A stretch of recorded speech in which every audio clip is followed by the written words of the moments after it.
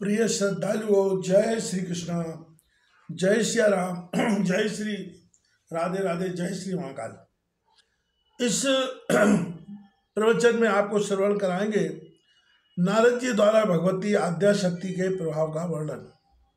नारद जी बोले, हे व्यास जी, ब्रह्मलोक में अपने अमित तेजस्वी पिता ब्रह्मा के पास पहुंचकर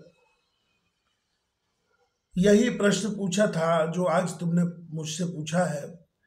हे पिताजी, इस संपूर्ण ब्रह्मांड का आविर्भाव कैसे हुआ? इसका निर्माण आपने अथवा विष्णु ने अथवा शिव ने इसकी रचना की है? और सर्वश्रेष्ठ ईश्वर कौन है? किसकी आराधना की जानी चाहिए, मुझे बताइए। ब्रह्मा जी कहने लगे, हे पुत्र, तुमने आज एक दुरोह तथा उत्तम प्रश्न किया है। इनका निश्चित उत्तर तो मेरे विष्णु द्वारा दिया जाना संभव नहीं है। हे महामते, इस संसार के क्रियाकलापों में आसक्त कोई भी ऐसा नहीं है जो इस तत्व का ज्ञान रखता हो। कोई विरक्त, निष्प्रय तथा विद्वेष रहित इसे जान सकता है। प्राचीन काल में जल प्रलय के होने पर स्थावर जंगमादि प्राणियों के नष्ट हो जाने तथा मात्र पंच महाभूतों की उत्पत्ति होने पर मैं कमल से आविर्भूत हुआ। उस समय मैंने सूर्य, चंद्र, वृक्षों तथा पर्वतों को नहीं देखा और कमल कर्णिका पर बैठा हुआ मैं विचार करने लगा, इस महासागर के जल में मेरा प्रादुर्भाव किससे हुआ? मेरा निर्माण करने वाला, रक्षा करने वाला तथा युगांत के समय संहार करने वाला प्रभु कौन है? कहीं भूमि भी स्पष्ट दिखाई नहीं दे रही है जिसके आधार पर यह जल टिका है, तो फिर यह कमल कैसे उत्पन्न हुआ जिसकी उत्पत्ति जल और पृथ्वी के संयोग से ही होती है? आज मैं इस कमल का मूल आधार पंख अवश्य देखूंगा और फिर उस पंख की आधार स्वरूपा भूमि भी अवश्य मिल जाएगी। अंतर में जल में नीचे उतरकर हजारों वर्षों तक पृथ्वी को खोजता रहा, किंतु जब उसे नहीं पाया तब आकाशवाणी हुई कि तपस्या करो। फिर मैं उसी कमल पर आसीन होकर हजारों वर्षों तक घोर तपस्या करता रहा। इसके बाद एक पुनः अन्नवाणी हुई, सृष्टि करो। उसे सुनकर व्याकुल चित्त वाला मैं सोचने लगा, किसका पूजन और किस प्रकार करूं। उसी समय मधुकैटभ नाम वाले दो भयानक दैत्य मुझसे युद्ध के लिए तत्पर हो गए, तो मैं अत्यधिक भयभीत हो गया।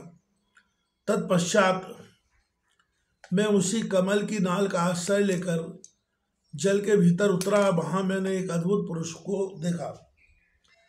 उनका शरीर श्याम वर्ण वाला था। वे पीत वस्त्र धारण किए हुए थे और उनकी चार भुजाएं थी। वे जगतपति वनमाला से अलंकृत थे तथा शेष शैया पर सो रहे थे। ये शंख, चक्र, गदा, पद्म आदि आयुध धारण किए हुए। नारद जी योग निद्रा के वशीभूत होने के कारण निष्पन्द पड़े उन भगवान अच्युत को शेषनाग के ऊपर सोया हुआ देखकर मुझे अद्भुत चिंता हुई। तब मैंने निद्रा स्वरूप भगवती का स्मरण किया और उनकी स्तुति करने लगा।